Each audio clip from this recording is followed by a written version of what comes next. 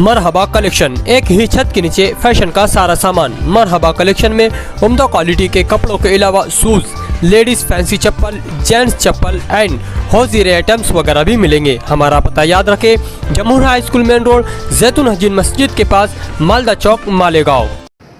मालेगांव शहर के नूरबाग इलाके में एक कत्ल की घटना सामने आई है। बताया जा रहा है कि दो भाई आपस में लड़ रहे थे।